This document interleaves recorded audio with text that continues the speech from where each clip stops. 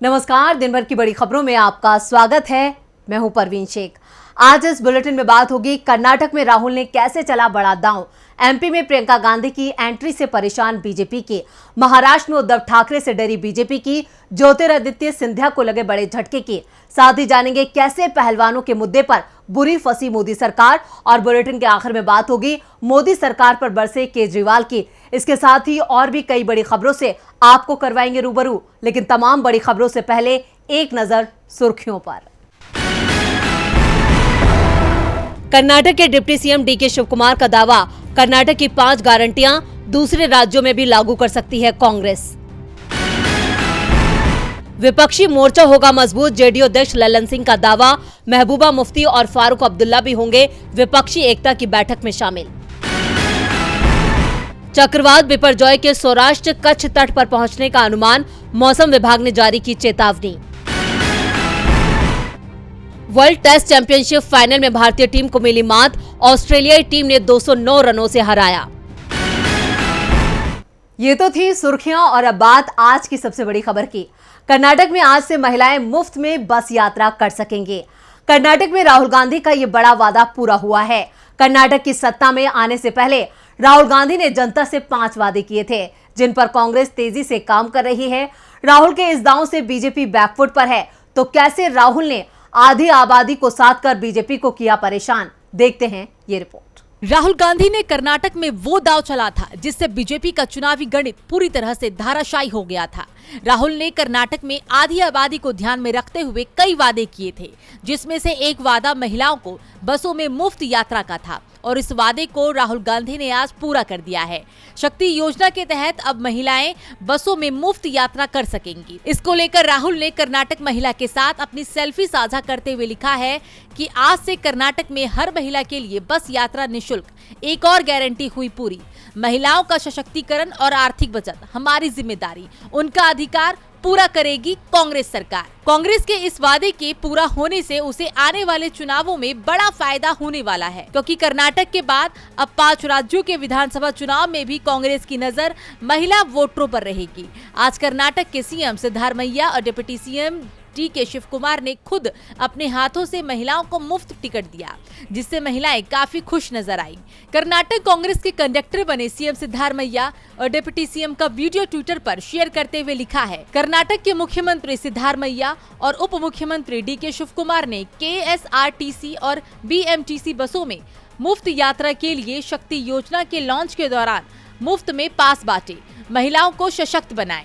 वादा किया, वादा पूरा किया। महिलाओं के लिए बस यात्रा मुफ्त करने से पहले कर्नाटक सीएम सिद्धारमैया ने बीजेपी पर निशाना साधा। उन्होंने कहा कि पिछले 30% महिलाएं बस से यात्रा करती थी, लेकिन बीजेपी सरकार में महिलाओं ने बस में यात्रा करना कम कर दिया था। सिर्फ 24% महिलाएं ही बस में यात्रा करती थी। सिद्धारमैया ने आगे कहा कि बीजेपी नहीं चाहती कि महिलाएं अपने घरों से निकले। सीएम ने आज बस यात्रा करके महिलाओं को खुद पास दिया। इस दौरान महिला के चेहरों पर खुशी देखी जा सकती थी। कर्नाटक जीत ने कांग्रेस में नया जोश भर दिया है। मध्य प्रदेश में भी कांग्रेस जोश में है। मध्य प्रदेश में इस साल के आखिर में होने वाले विधानसभा चुनाव के लिए कांग्रेस ने अपनी रणनीति को धार देना शुरू कर दिया है। कल प्रियंका गांधी जबलपुर से कांग्रेस के चुनाव प्रचार का शंखनाद करने वाली हैं।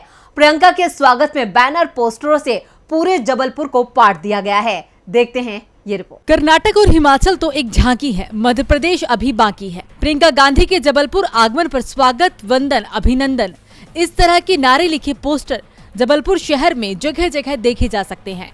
नर्मदा किनारे की नगरी मध्य प्रदेश की संस्कार धानी जबलपुर में प्रियंका गांधी के स्वागत और कांग्रेस का दम दिखाने की तैयारियां पूरी हो गई है। महाकौशल के सबसे बड़े शहर जबलपुर में नर्मदा पूजन के साथ प्रियंका गांधी कांग्रेस के चुनाव अभियान की शुरुआत करेंगी। पिछले विधानसभा चुनावों से पहले पूर्व मुख्यमंत्री दिग्विजय सिंह ने नर्मदा यात्रा की थी, जिसका फायदा कांग्रेस को चुनावी जीत के तौर पर मिला था।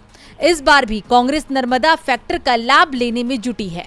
नर्मदा पूजन के बाद प्रियंका गांधी एक जनसभा को संबोधित करेंगी और इसके साथ ही वीरांगना रानी दुर्गावती की प्रतिमा स्थल पर भी जाएंगी। खबर है कि प्रियंका भंवरताल उद्यान में स्थापित रानी दुर्गावती की प्रतिमा को श्रद्धा सुमन अर्पित करेंगे। इस दौरान आदिवासी लोक संस्कृति की झलक नजर आएगी।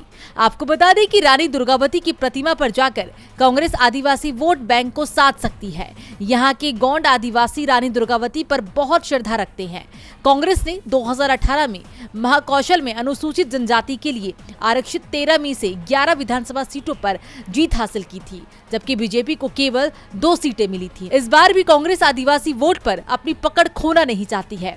देखना दिलचस्प होगा कि प्रियंका गांधी क्या मध्य प्रदेश में भी कर्नाटक और हिमाचल प्रदेश की तरह कांग्रेस की सत्ता वापसी करवाएंगी। एमपी में प्रियंका गांधी की एंट्री से बीजेपी परेशान है, तो महाराष्ट्र में बीजेपी उद्धव ठाकरे से परेशान है। महाराष्ट्र में बीजेपी ने शिवसेना में फूट डलवाकर शिंदे गुट के साथ गठबंधन सरकार तो बना ली, लेकिन बीजेपी के दिल से अब तक उद्धव ठाकरे का खौफ नहीं गया। संजय राउत का दावा है कि बीजेपी आज भी उद्धव ठाकरे से डरती है। क्यों, देखते हैं ये रिपोर्ट। अमित शाह ने शनिवार को महाराष्ट्र के नांदेड़ में उद्धव ठाकरे पर धोखा देकर कांग्रेस एनसीपी की गोद में बैठने का आरोप लगाया और कहा कि ठाकरे ने वादा खिलाफी, जिस पर अब उद्धव ठाकरे गुट के नेता संजय राउत ने केंद्रीय गृह मंत्री अमित शाह पर पलटवार किया है। संजय राउत ने कहा है कि नांदेड़ में अमित शाह 20 मिनट के भाषण में 7 मिनट उद्धव ठाकरे पर ही बोले, जिसका मतलब है कि मातोश्री का दबदबा अब भी कायम है। अमित शाह पर निशाना साधते हुए संजय राउत ने कहा कि शिवसेना पार्टी तोड़ दी गई और धोखेबाज लोगों को पार्टी का नाम और चिन्ह दे दिया गया। इसके बाद भी ठाकरे और शिवसेना का डर दिख रहा है। ये डर अच्छा है। आपको बता दें कि अमित शाह ने शनिवार को नांदेड़ में महाराष्ट्र चुनाव के नतीजों का जिक्र करते हुए कहा था कि मैं पार्टी का अध्यक्ष था, मैं और देवेंद्र जी बातचीत करने गए थे। उद्धव ठाकरे ने स्वीकार किया था कि बहुमत अगर एनडीए को मिलता है तो देवेंद्र फडणवीस महाराष्ट्र के मुख्यमंत्री होंगे।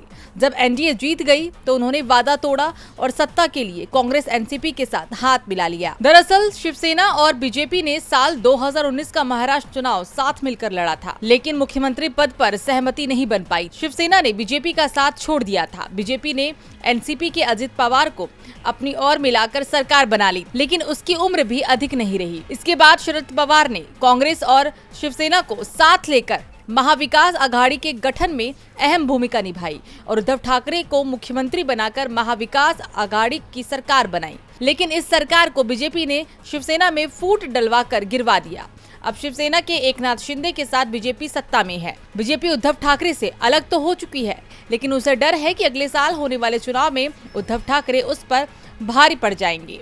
अमित शाह के भाषण में उद्धव ठाकरे का जिक्र उसके डर को दिखाता है। डरे हुए तो ज्योतिरादित्य सिंधिया भी हैं। मध्य प्रदेश में साल के आखिर में विधानसभा चुनाव हैं, जिसकी आहट से राज्य का सियासी तापमान बढ़ गया है। सत्ता पर काबिज बीजेपी के हालात राज्य में काफी चिंताजनक हैं, तो वही कांग्रेस अपनी जीत का दावा कर रही है। इस बीच कांग्रेस से बीजेपी में गए कई नेता घर वापसी करने वाले हैं, जिससे ज्योतिरादित्य सिंधिया को बड़ा झटका लगने वाला है।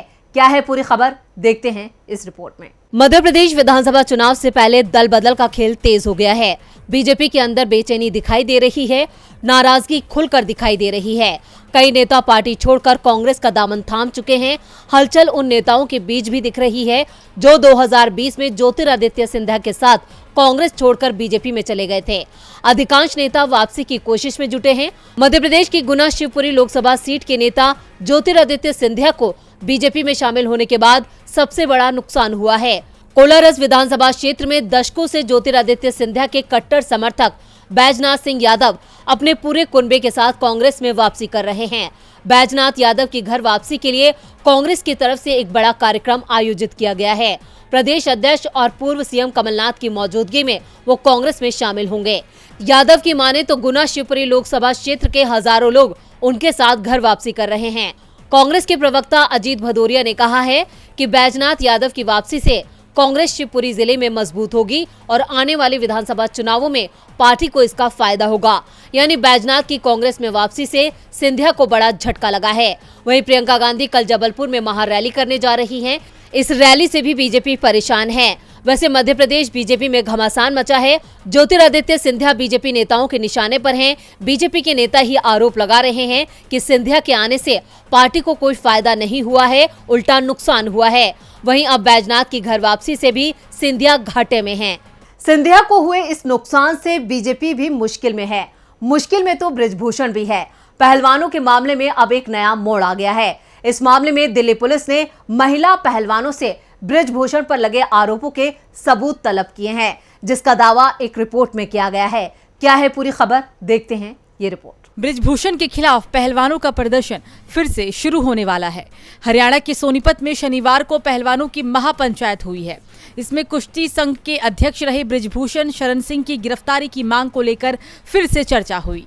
इस महापंचायत में भारत के स्टार रेसलर बजरंग पूनिया ने बड़ा ऐलान करते हुए कहा कि 15 जून के बाद बृजभूषण के गिरफ्तारी के लिए हम जंतर मंतर पर फिर से विरोध शुरू करेंगे। वहीं साक्षी मलिक ने कहा है कि हम एशियन गेम्स में तभी भाग लेंगे जब ये मामला सुलझ जाएगा। पहलवान बजरंग पूनिया ने सोनीपत में हुई महापंचायत में साफ कर दिया है कि 15 जून के बाद हम बृजभूषण सिंह की गिरफ्तारी की मांग करते हुए जंतर मंतर पर फिर से आंदोलन करेंगे। हमारा आंदोलन अभी जारी रहेगा। बजरंग पूनिया ने यह भी कहा कि बैठक में अपने समर्थकों के बीच सरकार के साथ हुई बातचीत का लेखा जोखा रखेंगे। महापंचायत में जो फैसला होगा उस पर चर्चा की जाएगी। इधर आज महिला पहलवानों के आरोप से घिरे बीजेपी नेता बृजभूषण शरण सिंह ने यूपी के गोंडा में बड़ी रैली कर अपनी ताकत दिखाई। इससे पहले उन्होंने रोड शो भी किया। रैली में अपने संबोधन की शुरुआत बृजभूषण ने शेर व शायरी से की। बृजभूषण ने कहा कि कभी यश कभी गम, कभी जहर पिया जाता है, तब जाकर जमाने में जिया जाता है। रैली को संबोधित करते हुए उन्होंने मीडिया पर भी कटाक्ष किया और कहा कि मीडिया वाले मुझे बड़ी तिरछी नजरों से देख रहे हैं। पहलवानों के मुद्दे पर मोदी सरकार दबाव में जरूर है, लेकिन बृजभूषण के खिलाफ एक्शन लेने से हिचक रही है। इधर राजस्थान की सियासत में सचिन पायलट एक्शन में नजर आ रहे हैं। सचिन पायलट ने कांग्रेस के दिवंगत नेता राजेश पायलट की पुण्यतिथि के अवसर पर दौसा में एक बड़ी रैली को संबोधित किया, जहां उन्होंने दूसरी पार्टी बनाने वाली बात पर बड़ा बयान दिया है। तो क्या कहा है सचिन पायलट ने, देखते हैं ये रिपोर्ट। 2024 में लोकसभा चुनाव होना है और उससे पहले इस साल के अंत तक 5 राज्यों में विधानसभा चुनाव भी संपन्न हो जाएंगे। इसी कड़ी में राजस्थान कांग्रेस के नेता सचिन पायलट ने कांग्रेस के दिवंगत नेता राजेश पायलट की पुण्यतिथि के अवसर पर दौसा में एक बड़े कार्यक्रम को संबोधित किया। हालांकि पायलट ने इस मौके पर नई पार्टी के ऐलान की चल रही अटकलों को लेकर कोई घोषणा नहीं की। उन्होंने राजस्थान में स्वच्छ राजनीति का आह्वान किया। सचिन पायलट ने कहा कि मैंने युवाओं के बेहतर भविष्य के लिए बात की है। यहाँ के लोगों ने हमेशा मेरा समर्थन किया है। मेरी आवाज कमजोर नहीं है, मैं पीछे नहीं हटूंगा। देश को सच्चाई की राजनीति की जरूरत है।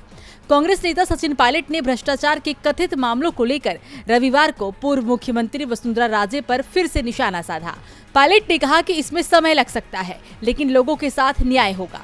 ये सही कहा गया है कि हर गलती की सजा मिलती है। सबसे बड़ा न्याय भगवान द्वारा दिया जाता है।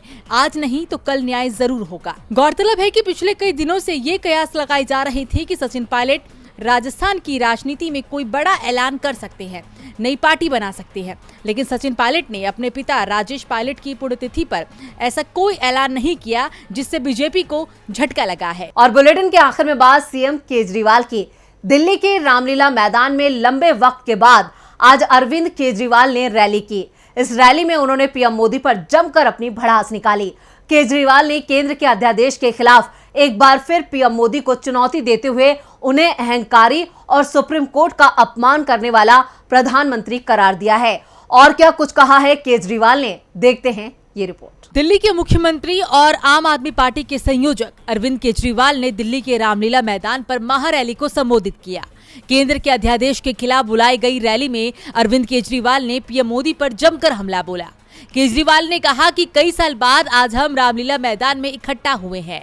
12 साल पहले करप्शन के खिलाफ इकट्ठा हुए थे और आज इस देश से एक अहंकारी तानाशाह को हटाने के लिए इकट्ठा हुए हैं। इस दौरान केजरीवाल ने मनीष सिसोदिया को लेकर भी पीएम मोदी पर निशाना साधा है। केजरीवाल ने कहा कि उन्होंने मनीष सिसोदिया को जेल में डाल दिया, सतेंद्र जैन को जेल में डाल दिया। हमारे पास एक मनीष सिसोदिया ही नहीं, हमारे पास 100 मनीष सिसोदिया है और 100 सतेंद्र जैन है। आप एक को जेल में डालोगे तो दूसरा काम करने आ जाएगा, लेकिन दिल्ली में विकास के काम नहीं रुकेंगे। आगे पीएम मोदी पर केजरीवाल ने निशाना साधते हुए कहा कि 11 मई को देश की सुप्रीम कोर्ट ने दिल्ली के हक में एक फैसला दिया और 19 मई को मोदी सरकार ने अध्यादेश लाकर सुप्रीम कोर्ट के आदेश को खारिज कर दिया। 75 साल में ऐसा पीएम आया जो कहता है कि मैं सुप्रीम कोर्ट के आदेश को नहीं मानता। देश के अंदर जनतंत्र खत्म हो रहा है, इसी को तानाशाही कहते हैं। सुप्रीम कोर्ट ने अपने आदेश में कहा है कि जनता सुप्रीम है। मोदी जी का अध्यादेश कहता है कि दिल्ली की जनता सुप्रीम नहीं है, एलजी सुप्रीम है। केजरीवाल ने आगे कहा कि गुजरात के मुख्यमंत्री और देश के प्रधानमंत्री को मिलाकर मोदी जी को राज करते हुए 21 साल हो गए हैं और मुझे राज करते 8 साल हो गए हैं। केजरीवाल ने चैलेंज किया है कि कोई भी मोदी जी के 21 साल और मेरे 8 साल की तुलना कर ले, देख ले किसने ज्यादा काम। तो आज इस बुलेटिन में इतना ही। देखते रहिए डीबी लाइव। नमस्कार।